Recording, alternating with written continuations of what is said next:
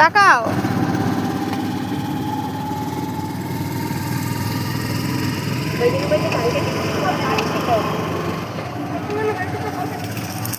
আজকাল কাঁদেনি। আর একটু যখন ছোট ছিল তখন যেই রাস্তা চলে আসে। হ্যাঁ এখন এখন আর নিচে গেলে আর মোটা আসছে না। হরিনামের সময় আমার সঙ্গে অনেক খাচ্ছি।